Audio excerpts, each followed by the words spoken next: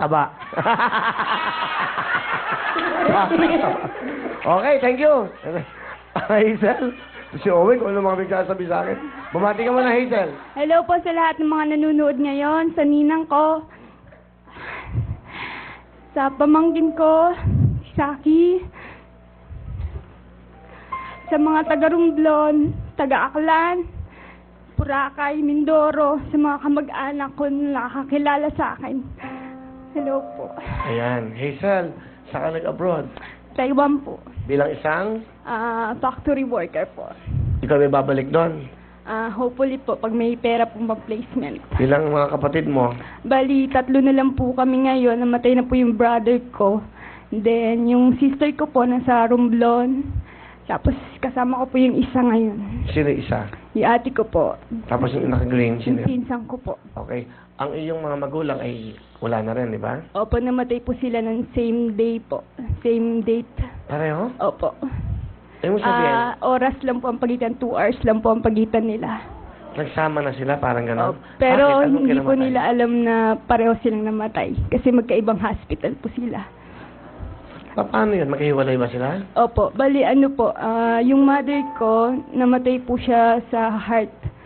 Tapos yung father ko po, liver cancer. And then, nung time po yun, yung araw din po nun, bakasyon ko po sana, 1 year na po ako sa Taiwan, bakasyon ko po sana dito para bisitahin yung mother ko kasi hindi ko po alam na sa hospital na rin po pala yung father ko. So, pagdating ko po sa bahay, pareho na po silang nasa kabaong.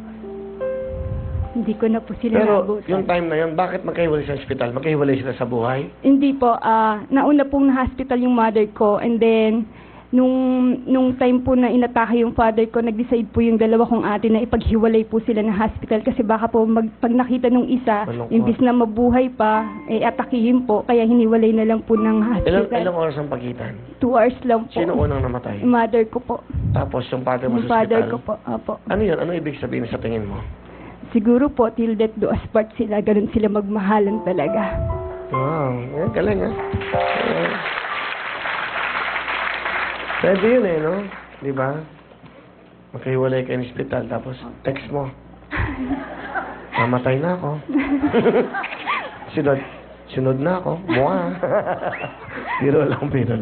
Sino yung mga kapatid mo? Asa yung kapatid mo? Inakaway Ano po. gusto mo sabihin sa ate mo? Ako Ay, sorry. Sino ate mo? bunso po. Bunso po siya. Ay, ikaw, isa pa ang bunso. Opo. Tapos siya pa yung nag-abroad. Opo. Ikaw ang ate.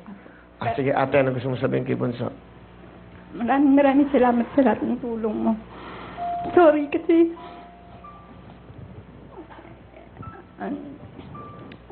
nung kasalukuyang nasa Taiwan ka, hindi namin agad nasabi na wala na sila mama at si papa. Kasi po ang alam niya po kasi nasa ospital lang po sila tapos sabay po kami 4 na mauuwi sa bahay.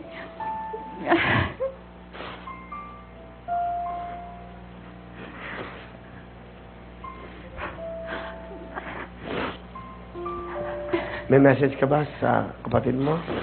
Maraming salamat sa lahat. Nung mag-alala lang, dito lang kami ni ate. Kabila na nangyari sa atin. Tayo pa rin magtutulungan. I love you, Bing. Thank you. Si Pinsan. Pinsan? Ang gusto ko sabihin? Ate, kahit anong mangyari, kasama natin si Mama. Di ba nag-promise naman kami sa'yo na magtutulungan tayo. Kung ano man yung kaya namin, ibibigay din namin sa inyo. Sana hindi ka mawalan ng lakas ng loob na pagpatuloy pa rin yung ginagawa mo. Maraming salamat. Message mo sa mga mahal mo. Sa ate ko, kahit anong mangyari, lahat gagawin ko. Kung minsan, kung hindi ko man kayang suportahan yung ganung kalaking halaga, sana pagkasyahin nyo na lang ng ate. Pero sa pag-alis ko ngayon ulit, pag nakaalis ako, lahat gagawin ko para sa inyo. Huwag lang tayo magkahiwa-hiwalay ulit. Mahal na mahal ko kay ni ate. Okay lang. Saan kayo nakatira? Sa letre po. Wala kayong Sa Caloocan po. May bahay ba kayo? Meron po. Bali po yun yung naiwan ng kuya po namin. Mhm. Okay. Alam niyo si Pokwang, wala ngayon, nasa abroad, no? I-show. Kukwento ko lang kung gaano. Akala niyo si Pokwang, nagpapatawa sa ating araw-araw, pero mabigat din, no? Si Pokwang ngayon naging isang OFW. Nag-Japan din si Pokwang. May kontrata si Pokwang, kaya mahal na mahal ko yun si Pokwang, eh. May kontrata ho siya na siya isang performer. Namatay po ang anak niya, hindi niya nakitang nakaburol at nailibing. Kaya si Pokwang ho, gaganyan-ganyan, pero mabigat ho ang pinagdaanan niyan. Kaya si Pokwang ho, mahal na mahal namin. Kasi dahil isa po siya sa mga OFWs. Kaya kayong mga OFWs, huwag kayong mawala ng pag-asa. Lahat may pag-asa. Tingnan niyo yung itsura ni Pokwang. Nagkaroon ng pag-asa. Hindi, ako paiyak na ako kay Pokwang, pero gusto ko lang, ayoko nang may lumuluhan na dito. Mahirap po maging OFW. Lumalayo ka sa iyong mga mahal sa buhay.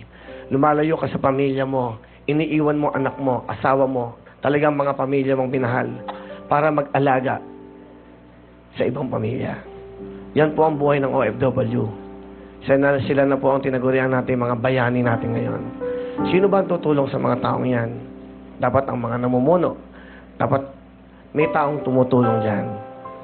Sana ho, sa darating na mga pagkakataon, sa mga OFW, hindi na puro luha ang nakikita natin. Puro sigaw, saya, palakpak, at madidinig natin sa kanilang, really, maraming salamat sa Pilipinas kasi napagtapos itong aking mga kapatid, nagkaroon kami sariling bahay, ang mga magulang ko masaya-masaya. Hindi laging daing. Sana sa susunod na may mamumuno, yan na po ang makita natin. Thank you, Hazel. Good luck sa'yo. Salamat, ha? Anong talent ni Hazel? Sa sayo po. Pwede po maging